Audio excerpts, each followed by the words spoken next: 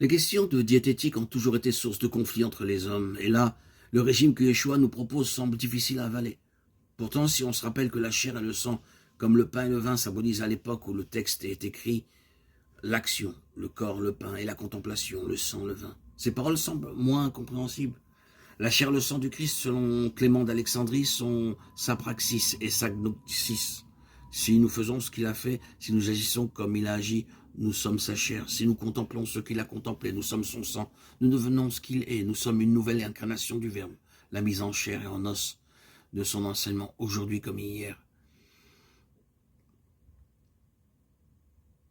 Son enseignement est l'enseignement même de la vie. Si nous le vivons et le mettons en pratique, la vie nous nourrit et nourrit des dimensions ignorées de nous-mêmes, celles qui demeurent en vie éternelle. Tout ce que Yeshua nous a dit est à vérifier dans notre chair et notre sang. Si nous ne le faisons pas, je suis reste un être extérieur, un Dieu parmi les dieux, très vénérable sans doute, mais qui ne nous fait pas vivre. On connaît le proverbe zen qui dit « Si vous rencontrez le Bouddha, tuez-le », c'est-à-dire n'en faites pas un modèle, une image à reproduire qui vous empêcherait d'être vous-même. Et si vous rencontrez le Christ, ne le tuez pas, cela a déjà été fait, mangez-le. C'est lui-même qui vous le demande, prenez et mangez, ceci est mon corps. C'est-à-dire assimiler mon enseignement, mastiquer, digérer mes paroles les plus inacceptables au premier degré, tirez-en le suc qui fortifiera, éclairera et guidera votre vie. Après avoir médité l'évangile de Jean, on comprend mieux les différentes traductions. Du grec d'abord, donne-nous aujourd'hui la nourriture essentielle nécessaire à notre vie. Il ne s'agit pas seulement de notre vie mortelle, mais de la vie même du vivant. La traduction de l'hébreu et de l'araméen nous semble aussi plus accessible.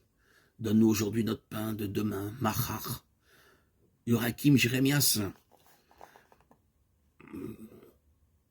nous le rappelle, le pain de demain. En Orient comme en Occident a été interprété dans le sens de pain du temps, du salut.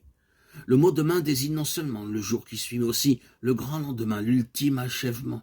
Autrement dit, donne-nous de goûter aujourd'hui dans ce temps qui passe quelque chose de la saveur de l'éternité. Ne nous laisse pas rêver seulement du jour meilleur, que sa lumière éclaire dès maintenant nos ténèbres.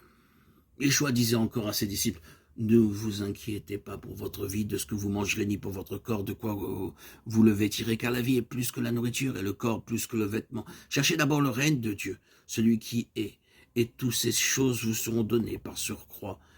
Luc 12, 22, 23, 31. La vie est plus que la nourriture, et c'est elle qu'il faut d'abord demander. C'est par elle que nous aurons la force de nous nourrir et de partager. À celui qui n'aime pas, le monde est comme absent. À celui qui aime, tout semble donné par surcroît. C'est l'amour qu'il faut d'abord chercher et demander. Que n'importe ce qui n'est pas éternel, disent encore les orientaux. Il s'agit en effet de connaître quelle faim, quel désir règne en nous. Yeshua élève notre faim, notre désir vers l'unique nécessaire qui peut nourrir notre être filial, notre être d'éternité.